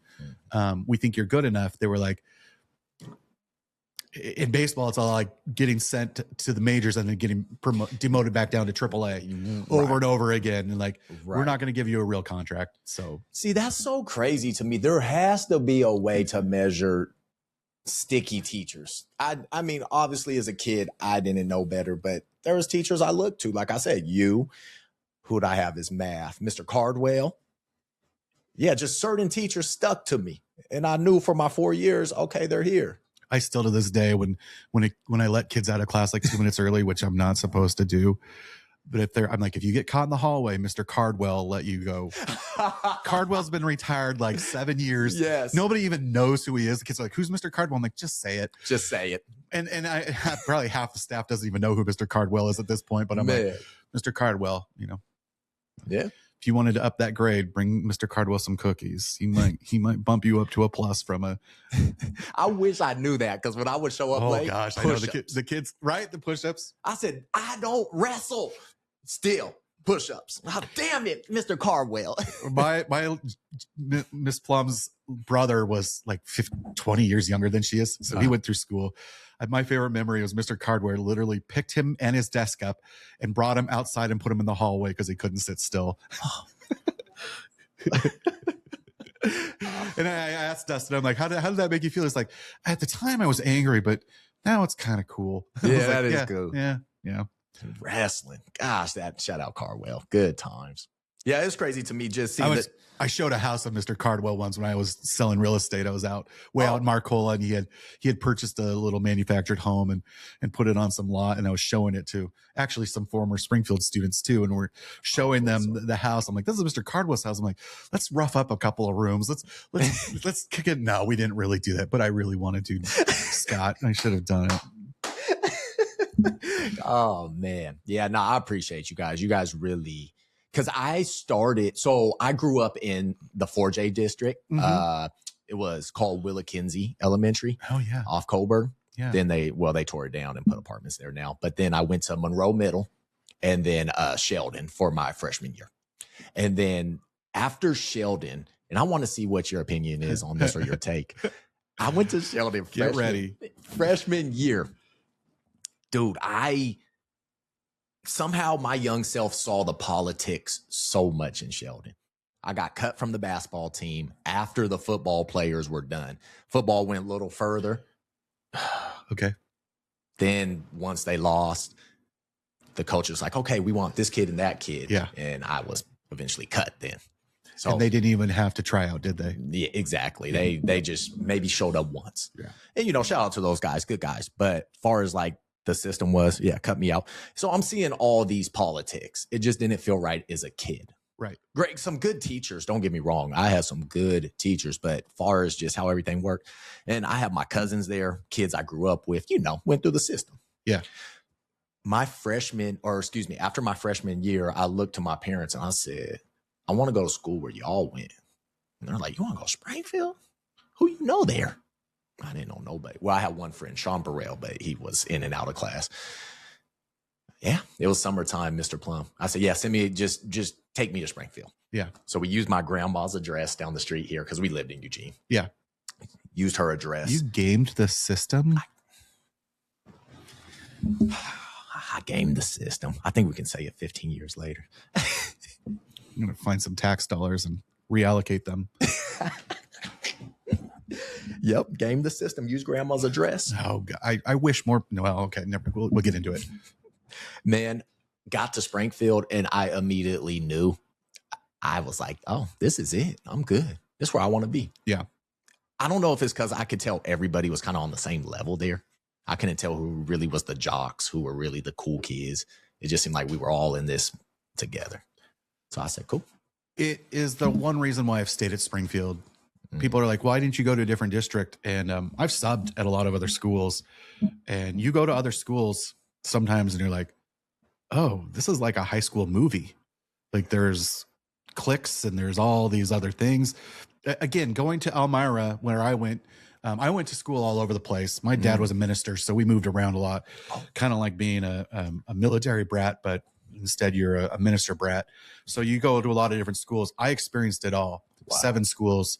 In Washington, those cliques existed and they were strong. Really? And the sports systems up in Washington were light years ahead of Oregon.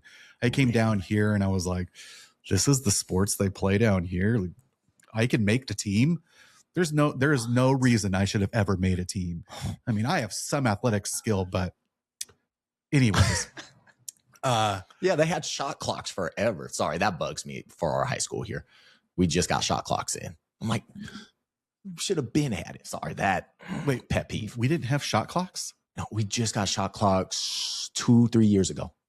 And I think it's only on varsity basketball.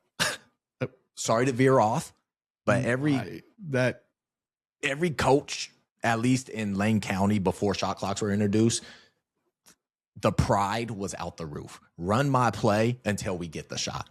Yeah. It just bugs me. Run the play. Literally, I remember 3 minutes running the play till we get the shot. I'm like, bruh, this kid could score 30 points a game. Let him go. Yeah. It's part of the issue with this district, though. They spend all this money on certain projects and then they look really good. And then what do? They give them to somebody else. Like we built that beautiful little stadium, the baseball stadium at Hamlin. It was state of the art, for a while. Like the baseball kids had this great stadium. What did we have as softball? We had this field behind Dos Rios to play. So they're like, we have a batting cage. We had a batting cage upstairs in the upper gym with a pitching machine from 1982 that couldn't pitch near the speeds that anybody pitched in our league. I remember that thing too. Yeah. Oh, right. Yeah. So you look at it and then they were like, oh, well, because you have access to it, it's equal. It's this measure 5, the equality thing. No, it wasn't. And then we would go to Thurston, which is in the same district, and they have these state-of-the-art facilities for their softball and their baseball teams. And you're like, well, that's beautiful. Why don't we have that? We're the same district. Are you, though? Are you the same district? Ooh. Do you get the same? So, they eventually fought that. Now they got a batting cage. That's state-of-the-art, but it took 4 years. So what happened to all those kids that played during those years where we had nothing? We were terrible. We lost every game.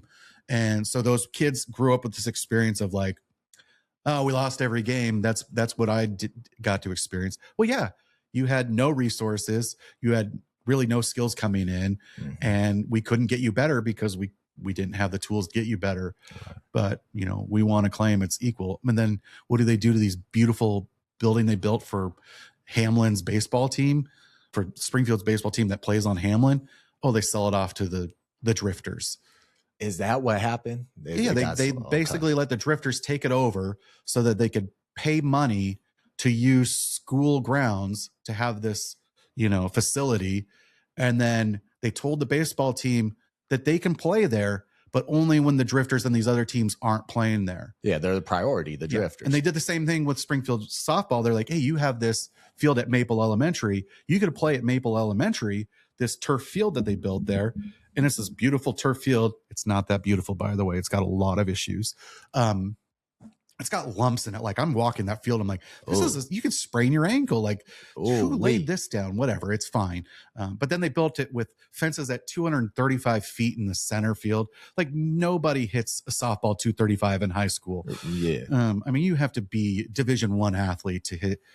But what did they really do? They gave it to Bushnell, and they said, hey, Bushnell, this is yours. You get to use it from 4:30 to 6:30. But after 6:30, then the high school kids can come use it. But the kids get to use it for game day. So they told us, we get this softball field for game day. So we practice on a grass dirt field, and we go play games on a turf. That back and forth is going to be. Yeah, it's not a home court advantage because we don't actually get to experience what turf does because the ball comes off completely different. It's the same thing as playing on a gym versus cement. Like everything's different. It's a whole different thing. Yeah. Do the it's like drift? these double rimmed metal hoop things. Like, you got to learn how to swish if you're going to play on one of those. You can't bank. It ain't no room for error on a double rim. Yeah. No. Is on the Drifters, do they sell beer there? They do. Really? They do. Whoa. It is I had to look into it because I was like, how do they get away with this on school grounds? Yes. It is the most bizarre bylaw. It is written in there, and it is in there. It's in there. It's strange. Whoa. Yeah. We're about to clip this part of Garage Talks. That's crazy. Yeah. Every time I used to walk by there or drive by, I'm like, do they sell beer at these games? Yeah. Gosh. Crazy. Finish up. Where does that money go is my question. How much did we rent that out to? Right. How does that get funneled back into the students? How are we benefiting from the district selling these facilities that were built for high school kids? They're on state dollars that we're giving or we're selling away to industry professionals, basically, college kids on the Drifters that are trying to make the big leagues. See, and that brings me to morale. Yet again, back to teachers being happy, staff, like, oh no, you're going to get me in trouble. You're going to get me in trouble. Hey, you in a safe space, at least right here. Yeah. Okay. All right. I mean, you got to keep morale up, right? You're dealing with kids. Kids have phones. I know that law's intact where Oregon, you got to give your phones up. How's that going, by the way? Well, I think that's the best thing that's happened in 10 years in education. Okay. Why is that? I don't know if when you were in school, if kids still sat in the courtyard and like actually communicated like the commons in the courtyard, if like that still happened until maybe you got to junior, senior year, you could leave campus and come back. Oh yeah. But like the last 10 years, nothing. There is no kids out in the courtyard. No. And if they are, they sit in a group and they all just look at their phones. It was that bad. And they don't talk. There's no groups. There wasn't anything. The ability to communicate was so bad with students because they would just rather be on their phones. And I realized it as a sub when I would show a movie. Movie day used to be free day. Like, yes, we're watching it as long as the movie's good. Yeah, you brought that TV out. Oh yeah. I miss bringing the TV out. I wish we still did TV. They're all on projectors or other things now. But anyways, I miss the old reel to reel. You never got a reel to reel where we brought the stupid reel in. We had to line it in and the clickety clackety of this. Well, whatever. I'm an old man. No, I was real young. I saw it once or twice, but it was mainly the TV. Yeah. But I realized when we showed a movie and I would be showing Saving Private Ryan. You showed them Private Ryan? Oh yeah. Oh, they're blessed. They're good. But I would look out and only 3 kids were watching the movie. Oh, they're tripping. Everyone else is looking at their phone because they don't know any better. They don't know that what I'm showing on the screen is better than what can possibly be on their screen. And I think that's the problem we all face, right? Like, how many times are you watching a movie and you're also watching your screen and you're like, I really haven't followed this, and you have to go back or this. My family does this all the time. That we're watching shows and they're like, you missed it. We're watching Percy Jackson. Like, I'm like, why is this guy doing this? And I'm like, Dad, that was in episode 3. I'm like, oh, sorry. I was listing things on eBay. I don't know what was going on. You hear Matt Damon come out and talk about that? No. So Netflix, and then we get back to the schools and phone, but Netflix, he said, wants people to dumb down the script because Netflix knows you're on your phone and devices during it. And so people, what you just said, go, what the heck? So they want the script dumbed down and repeated 3 times of the plot because Netflix knows you're looking at something else. And so they're like, it's crazy. Is that why Netflix movies are so bad? Like, they're dumb. Get better, Netflix. Your movies are dumb. They start okay, and 45 minutes and they get dumb. Man, write an ending for once. And if you're buying WB for real, Warner's Bros, you're buying that. Please respect the movie theaters. We want substance, not just quick hits. So I'm a cinema guy. I love going to the movies. Isn't it different though when you watch an amazing show? Because it's now TV shows, I feel like, that are amazing, and you can follow that forever. You know, Better Call Saul. I can like such deep Breaking Bad, such good writing. You're enthralled and you don't want to look at your phone. I feel like we want better writing, not dumber writing, because the dumber writing makes me not want to watch it. If I have to watch another Adam Sandler movie that he's just mailing it in, you know, and I like Sandler. I do too. And he has his funny moments, but some of these Netflix movies are atrocious and he knows it. I mean, he's always put out atrocious movies. I mean, Little Nicky, I mean, they've been bad. I don't. Yeah. Longest Yard is amazing though. I love Longest Yard. It's all right. What? It's all right. That movie. He said he's going to put out 50 more movies. You're going to like this. He's going to put out 50 more movies, and he said 25 of them will be good. Okay. So there you go. At least he's getting his friends, work. Man. So he keeps all of his friends employed, and I respect that. You know, for sure. So because David Spade probably wouldn't have a job without him. Man. No, I'm kidding. David Spade, you're funny. Okay, he's going to see this. Yeah, I know. David Spade's watching this, right? David he's going Spade. to comment. Hollywood Minute. David Spade, you watched that? All right. Oh, anyways, what were we on? Kids in the classroom with phones. Yeah, so immensely better. Are they focused? They pay attention. Like it got to the point where if I talked for more than 10 minutes, like any kind of lecture at all, not that lecturing is a great method of education, but sometimes you do have to just talk. And I would lose them all. Did you? So it was constantly like, as a substitute teacher, I know it's completely different than a real teacher. I come in and I realize I'm grandma. I show up and I'm grandma. I feed them candy they're not allowed to have for dinner. You know, I show them movies they're not allowed to watch. I keep them up way past their bedtime, and then I send them back home to mom and their behavior issues for mom and dad. That's my role as a substitute teacher. It's not, I don't have to come in with laws and rigor and the best curriculum. I have to entertain them and keep them happy for a short period of time so they don't burn the classroom down or kill me. Wow. Those are my responsibilities. Don't kill me, kids. So you're babysitting. But parents are at work. You're babysitting almost. It's glorified babysitting. I still teach them things. Yeah, no, respectfully. I come in and I'll teach, it doesn't. I love it when a teacher wants me to teach this rigorous lesson plan. Like, hey, I'm gone. Can you do this like lesson plan? Can you teach them a whole lesson of, algebra 2 while I'm gone? Look, what do you think? I don't have a background in algebra 2. I can't learn this 5 minutes before I get there, teach it, and then have these kids understand it. I can try. And I've tried a lot of times. And then you realize, oh, this wasn't good. So oftentimes what you do is you game plan, you do something else because you're like, this didn't work. Wow. It's before the phones, you're getting to, you're getting to us. You're talking with us. We don't have the phones. Yeah. I had a phone, but it wasn't dopamine effect like it is now. So I'm listening to you. I'm hearing you. I'm all right, cool. Mr. Plum got me. Awesome. But when the kids have the phone, oh my gosh. Did you guys have any defense before this law came in where there were no phones in school? Sure. We tried multiple times, but they knew it was just nothing. You want to see defiance. You try and take a kid's phone away.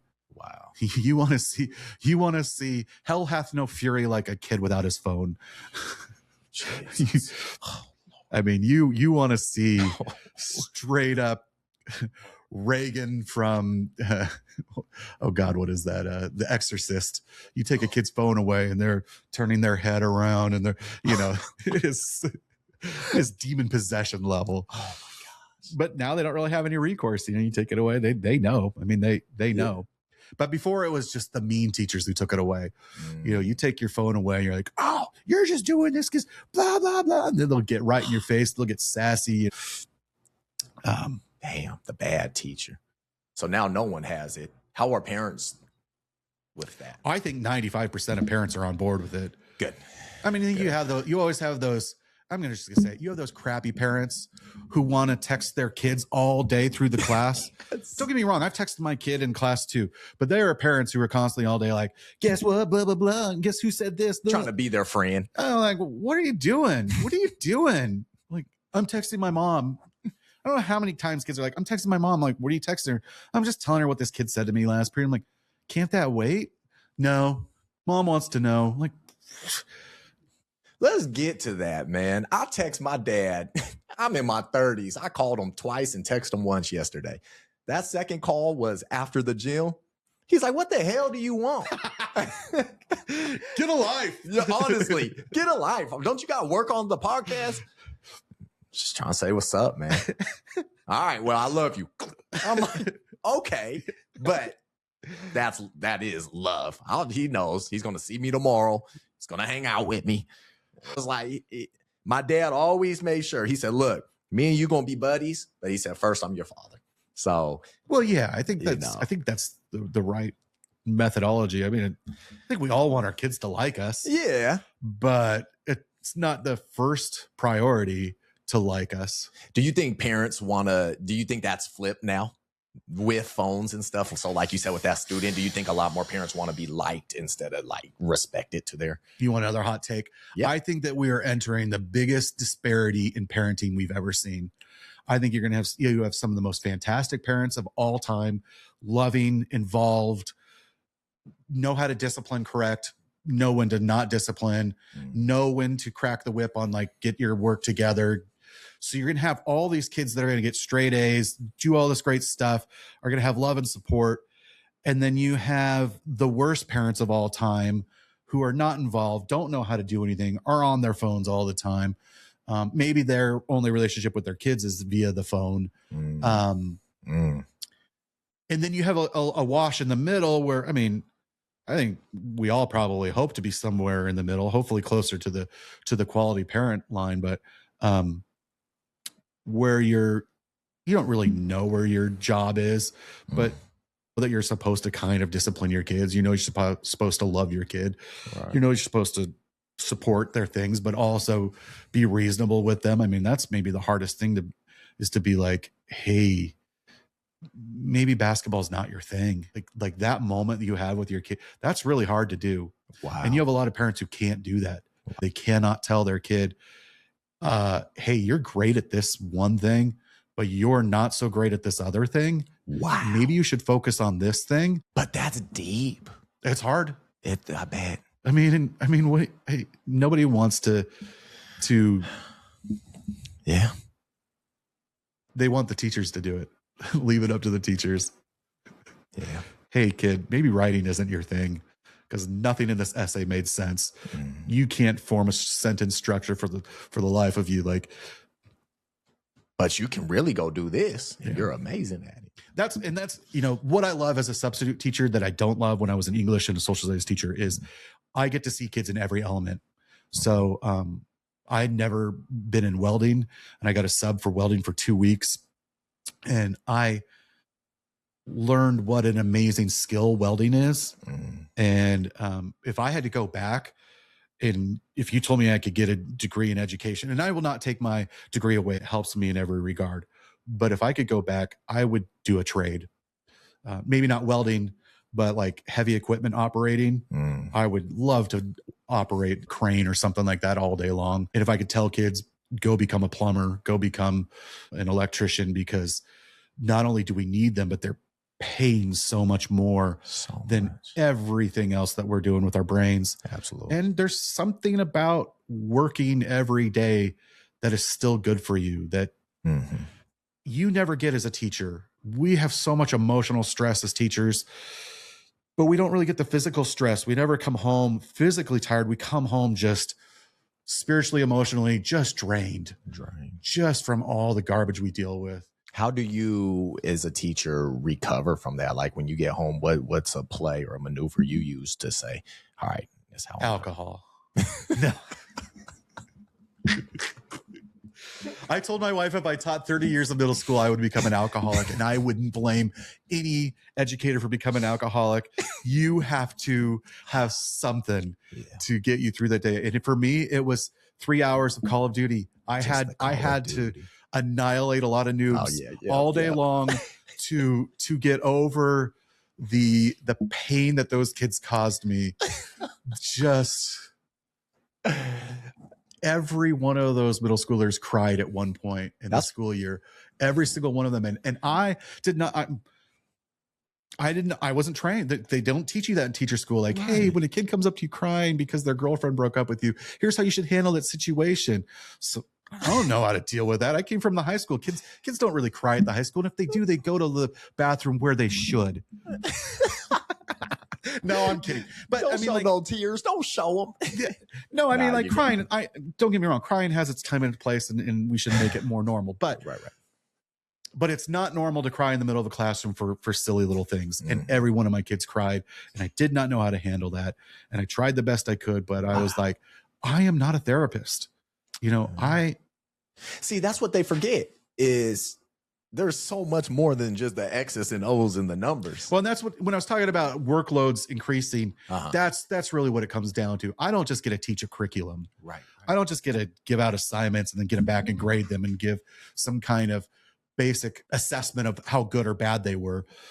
I am dealing with garbage all day long with these kids. And I think the year it was most profound was the year I was coming in and I was long-term subbing for econ. Miss Roletsky had took the year off because she was having a child and she won't. And so I covered her classes. And when you're a long-term sub, it's the worst gig you can have because you're basically a teacher, but you get 50 cents more an hour than you do as a substitute teacher. So you don't get paid like a teacher. You get substitute money plus 50 cents an hour, but you have to grade all of their assignments, which I don't do as a substitute teacher. You have to come up with all the curriculum. You have to, basically you're a teacher on super salary, on budget cuts. You're the Winco of teachers. And 50 cents, like, yeah. So I'm teaching this, but the worst part about being long-term sub or substitute teacher is you have no access to anything. You can't log into the system. You don't get to do anything right. And I know they've tried. Sometimes they'll give me access and I can do attendance online and I can see their pictures. But for the longest time, I had no access to any of their files. Not that I like looking at kids' files, because that's a depressing situation in itself. But when you don't know the kids who are on IEPs or 504s, which code language is basically kids who have special accommodations for how they're taught. Gotcha. You don't know that a kid needs a half hour longer on a test. You don't know any of this stuff. So you don't know any of it. Right. So you're going in uninformed, unprepared almost because you don't have the information. You don't have the information, and you don't know how to get it. You don't have know how to contact parents if you had to. Not that contacting parents is a fun part of our job, but it's just, you don't know how to do anything. So I was teaching one year. It was teaching econ, which, I mean, I told you government sucks. Econ is just as bad. Dang, kids don't just care. As bad? Kids don't care about econ. I mean, supply and demand. I'll be running to the Miller Mart a lot during some econ classes. Right. Hey, Mr. Plum, I'm going to the Miller Mart. Yeah, it's senior year. Kids are checked out and they're trying to learn about trade courts in California. Oh, how does this affect my life? Oh, it doesn't affect your life at all. Like, what do you need to know? You need to know that when supply goes up, demand goes down. You know, like there's some basic things. And then if you ever want to go into business, you'll learn a lot more. Do you think schools should push more trades for classes? I think Springfield has. I think Springfield has always kept them. We've kept wood shop, we've kept automotive, we've kept welding. So those trades are still important. I don't know and I don't want to make other teachers and other subject areas mad, but I don't know. And I told my own daughter this because she was thriving in math. She was in Algebra 2 her sophomore year and got an A, and they were pushing for her to go into trig and calculus, but she was done. Like she had done her. And I go, do you want to take any more math? And she goes, no. I'm like, then don't. That's and awesome. She was like, but they're all of the math teachers really want me to take more math. And I'm like, do you want to take more math? No. Do you want to become an engineer? No. Then calculus is never going to help you. You and I have never used calculus in our life. I've never used anything beyond advanced geometry for construction in my life. So pushing certain ideologies of education, like we need to learn these really important skills. I'm like, do we all need to know that? I don't know. I think we need to all have a basic understanding of math and we need to all have to know how to read and write. But how many kids read a book after high school? Really read a book? Yep. I mean, I don't know how many times kids have come up to me like, I haven't read a book since you taught The Great Gatsby. And I'm like, don't brag about that. Yeah, that ain't good. Yeah, that ain't good. It's funny because now on social media, a lot of people are pushing to read books and physical books. It's funny how that's turning back around now. Yeah. And then you still have the people who are like, I listened to an audiobook. I'm like, it counts, but it doesn't count. Thank you. Oh my gosh. Yeah. I tell people something about the paper. You got to just read a book. Right. I don't even like reading on this thing. I just got to read the actual book. Yeah, I tried. I should have brought my book and just, but I self-published, but it's funny how when I was trying to market my book in 2010, they said that 90% of the future was going to be ebooks.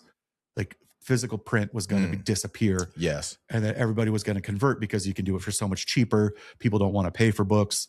If you could get a digital copy for $2, everyone's going to go that way. I remember that. Yep. And so they were pushing this and I was like, no, I still want to publish. So I was looking for a physical book publisher. Long story short, I ended up self-publishing and it's fine. Yeah, that's cool. There. Self is good. Anyways, 10% of the market now is digital books. Yep. So they were wrong. They were 80% wrong. And that's the thing about technology. We keep pushing these things and you're like, do people really want this? I don't know. Yeah. I mean, there are days that I kind of wish I still had a landline. Like, oh, that was kind of nice when I had a landline and I could just sit and it was clear and I didn't have to. And then at the end of the day, when you get angry and you can really slam it and you can really tell people, you know what I feel about that? Bam! And they actually feel it. Well, this is everybody else's joke. I'm not stealing it. That's not the same. Yeah. I don't want to talk to you. It's like, it touch the phone. Doesn't have any emotion behind it, right? The slam's like, oh my God. Oh, going back to my long-winded story that I didn't finish. So I'm here teaching and I'm handing out econ papers and they're just worksheets and kids are doing these worksheets and I don't care I care that they turn it in and make sure that they understand. But then I found out that this kid, and I'm like, dude, what's going on? They're like, I'm just having a tough. I'm like, what's going on? Well, since my dad died, I'm like, when did your dad die? And he's like, 2 weeks ago. Oh, I'm man. like, wait, what? So then I go down to talk to counseling. I'm like, what? I'm like, I don't care about this assignment. I don't care about this worksheet when a kid's dad died. I found out I had 180 kids in my 6 classes. I found out 12 students senior year. Well, a couple of them were sophomores because I was teaching a social studies class too. 12 kids though, out of my 180 had lost a parent that year. Wow. Lost a parent that year. I couldn't imagine. And I'm trying to get them to do map quizzes. Like, hey, kids, this is going to really matter that you know where, Botswana is 40 years from now. I understand that your mom died, but we really need to know where Botswana is. No. Like, no, I couldn't. And that's what, and that's what all these people clamoring for. Like, we need to make education all important again. We need to have certain structures and kids need to know all these things. I'm like, yeah, they do. But if we're ignoring the fact that a lot of these kids are going through so much more issues than you or I did, and aren't learning the skills. And let's be frank, like a lot of my generation, we never got therapy. We didn't get help for any of this stuff. No. And we're the idiots running the nation now who are just completely damaged human beings. Yeah. You know, that never got help, never got therapy. Never we swept it under the rug. Never dealt with, you know, the abuse at home. And so what do? We yell at the TV and we're like, I need 4 more guns because I'm angry. I'm like, nothing against guns, but like guns aren't helping your issues. Yelling at the TV is not helping your issues. No. Making more online anonymous accounts is not helping your issue. Well, maybe it is. Maybe if you yell loud enough, it gets a little bit of it out. I don't know. A little bit. What do you think? What do you think?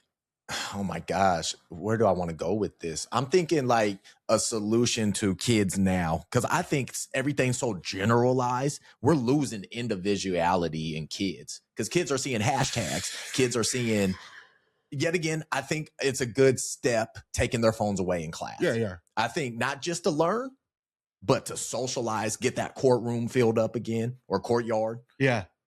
I think that's huge because that's crazy. Yeah, let's not get the courtrooms filled up. Right. Yeah.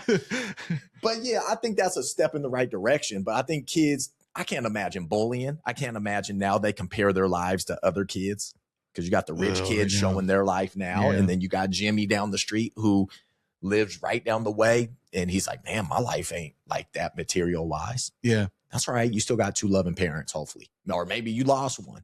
Like, I think that's so crazy to me with online. And we have to really counsel and talk with these kids, not just let them see what's online and believe that. Well, and maybe them just not being online, maybe they're counseling each other in a way.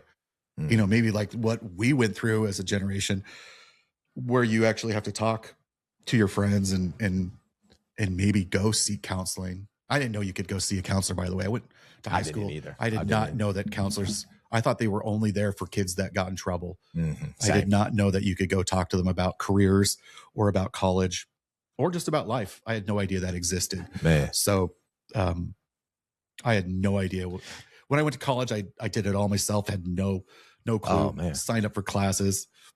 But, you know, a lot of our generation did that and just kind of learned from the, like, oh, I guess this is life. Yep.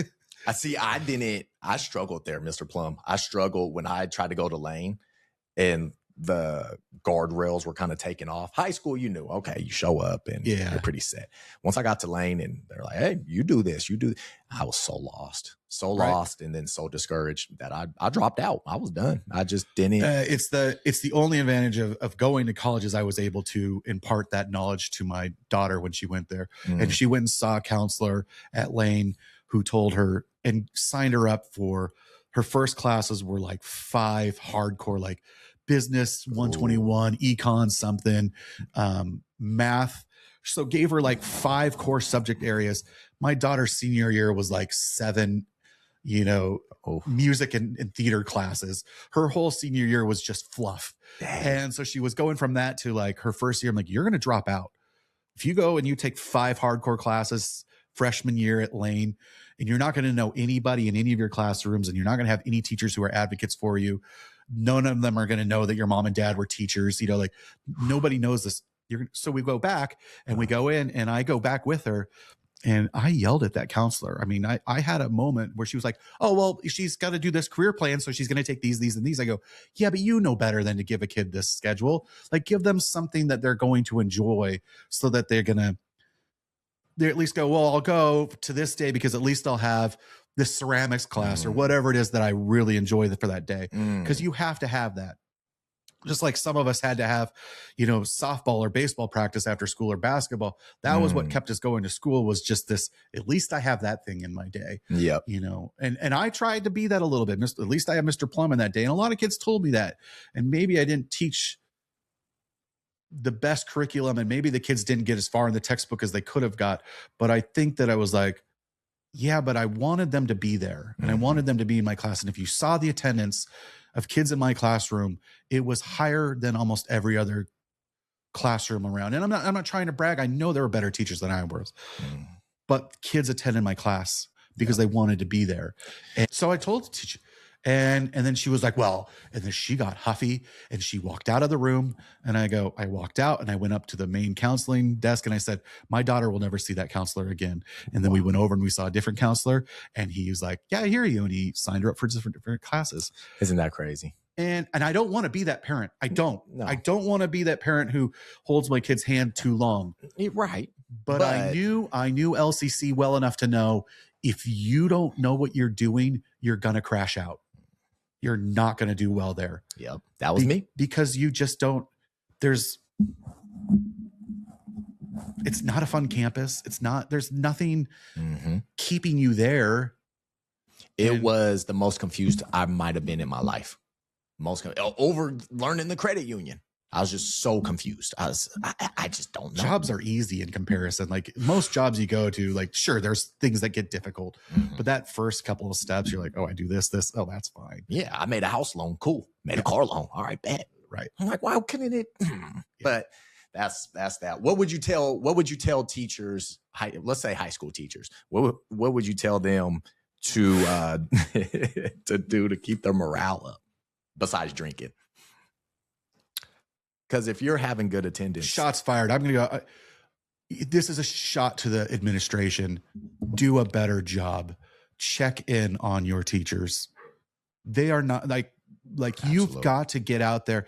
And as a public, we need to go and we need to fundraise enough to have barbecue days when then there's no students, where every teacher gets to come down and have a burger. You know, they get at least have a moment outside of their classroom.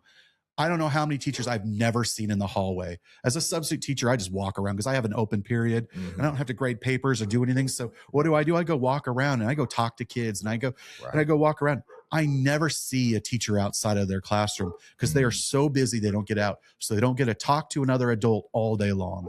Wow. So they don't get to talk to another adult. They get to deal with kids. And then they just get the worst emails ever sent to them from the district and from other people and sometimes parents that are just like, blah, blah, blah. But you never, I mean, maybe once a year you get an email from a parent that's like, hey, I just wanted to tell you how wonderful you're doing. Like, my kid's thriving in your class. I just wanted to say, shout out to you. Yep. Or, you know, how many teachers just love when a parent will give them a $5 Dutch Bros gift card, like, hey, I know you need coffee to get through the day. Here's where you're at. And because they think, well, it's their job. Well, of course it's their job. But during 2020 and you had your kid at home, how hard was it? How hard was it to look at your kid every day and try and get them to get on and do their work and do that stuff, and then multiply that times 20? Most of us have 27 kids, 28 kids in a classroom. And you're like, but my kid's good. Sometimes your kid's good. I was here. I mean, 2020 kids my age having kids or had kids, whatever, even older than me, all the complaints I would hear. And I'm thinking to myself, I'm like, imagine teachers don't have that title as parent. They're a teacher. It's crazy, man. Yeah, we don't have that fear. Like, I was at least afraid of my mom and dad. Right, exactly. My mom and dad were scary. Yeah, they say do this, you do it. Yeah, teachers weren't scary unless they called mom and dad. Then that was scary. Yeah. But, so that's what I mean. I think that's huge. I think we do need to pour into teachers. It's crazy. It's just teachers are raising the generation. They're helping the generations. Yeah. It's crazy that the support is lack thereof. I think morale is a very difficult subject to get into because I know that now that I don't work in education, I'm in real estate, and my boss, shout out to Isaac Judd, Hearthstone Real Estate, the most genuinely happy person I've ever met. That's what's up. Just a good human. Yeah. Ethical in a business that is not always ethical. I mean, you know, in mortgages and stuff like that, there's sometimes some shady characters. He's ethical. We're ethical. We do things on the up and up, but we also have to make money, or we have to generate all of our own traffic. So if I'm not generating humans who want to come shop with me, then I'm not making money. And he's a good human, but he also treats all his employees amazing. Treats us to things. We go to things and he pays for all this, whether you sold 20 houses that year or you sold one or none. You get treated the same, and you come to his things and he treats us all like we matter. And my wife comes to these events and she's like, you guys are having fun. Like, you guys all like each other and you don't talk about your job, but you get a bunch of teachers in the same room and it just turns into them complaining and crying. And it's not because they're bad people. It's because they're commiserating about how bad things have gotten. And they just have never gotten better. My wife has taught for 23 years. It has never been easier. Every year is harder than the last year. And wow, that should never happen. You should get better at your job and it should get easier. Absolutely. And you talk to old veteran teachers who retired in the 80s, and they're like, after year 12, they had their curriculum set. They were never changing anything. They knew what they were doing on day 110 in the classroom. They knew what they were doing on day 130. They had stability. They had stability. And if the administration changed, that was fine because they knew what they were doing. Mm-hmm. They knew they had autonomy. They knew that they were respected in the community. And so they thought, if I'm teaching this on this day and age and I know its value, then it's valuable. But now the state says you have to be teaching this on this day, this way. Oh, man. And if you're not doing it that way, you're doing it wrong. Oh, my God. Well, then you're taking the creativity out of every single person. Thank you. And that's why stability is huge. Stay showing up. Yet again, it teaches the kids show up every day, be reliable, be accountable. It shows every kid show up and just be stable, whether it's a marriage, a job, a career, basketball, football, acting, whatever. You show up and be reliable and stable. Right. I just think that's huge. But if it's not being demonstrated anymore, it's tough. I think it's so tough. Then you factor social media into it. It gets messy. Yeah. That's why I like talking with you about social media. I tell you, Mr. Plum, we about to close out. Are we? All right. We got to close out. We're hitting that time. I always like to end. What's something you would like to say to anybody motivationally? Anything you would like to say? Gosh, I didn't even cry. Good. Good. Motivationally, I don't know. I guess, I mean, if we're talking education, I'm like, it would just be to the people out there that that we're creating enemies that aren't enemies. Educators are not enemies. Police officers are not enemies. There are bad apples in every situation. But I think by looking and generalizing everybody, even me generalizing like, oh, the state of the NBA, everybody, there are plenty of great players in the NBA. There are great teachers. They're not all trying to convert your kids to different ideologies. And if they are, and your kid has converted, then you didn't do a very good job as a parent. I mean, let's be honest. If a teacher's little influence is enough to completely change your kid's character, then you got to look at what you did as a parent and go, what did I do wrong? Because that means you did something wrong, because we don't have that much influence. Even on my best day, I had a kid high five me. That's not a lot of influence, you know? So we're not the enemies. We're doing the best we can with what we have, and stop turning this into an us versus them. You want to homeschool your kid? Go for it. Do the best job you can homeschooling. You want to put your kid in private education? Go for it. Do the best job you can. Yeah. But also keep your kids in public education if you can, because they learn a lot that those kids that aren't in those situations, they don't know. And I think that in the private sector, I see a lot of kids that go through private education or who go through homeschooling, and there is missing elements in their lives too. I guess my point is that if you're a good parent, then your kids will turn out. And if you're not, it's not going to be college. It's not going to be high school. It's not going to be a teacher, a rogue teacher, or something like that that's going to take them on a wild ride. Look for the predators that are right around the corner, because those are the ones that are usually the ones really damaging your kids. Damn, so, that's awesome. Yeah. Appreciate you, Mr. Plum. Yeah. I appreciate you, just all walks of life. I mean, yet again, I was raised to love and respect everybody. And I know how blessed I am in life with certain things. I always go back to high school, and just even how good you are and teachers are to the kid that has one friend or no friends. I think that's amazing. Those kids are just as equal as the athlete or the most popular kid or the prettiest girl or whatever. Those kids, I think, are amazing people and some of the best people. And I have friends like that to this day. And sometimes I feel like those kids get overlooked and buried sometimes because they like to be nerds or they like to stick to what they love. And I think that's powerful. Yeah. They know their identity in the world. They might not have found their group right now, but they have teachers that still respect them just like everybody else. So I appreciate you guys. And I appreciate you, my brother. Thank you. Thank you for being here. Yeah. Oh my God. Yes. Yes. It's going to be amazing. Hit number one, mama. And world, that is it. Oh my gosh. Amazing episode. Shout out to Mr. Plum being on Garage Talks 5417 podcast. You know what we need you to do. We got to keep these lights on, bills paid. So I need you to hit that sub button. I thank you for tuning in. Thank you for listening to us. And until next time, we out of here. Hug your loved ones. Peace.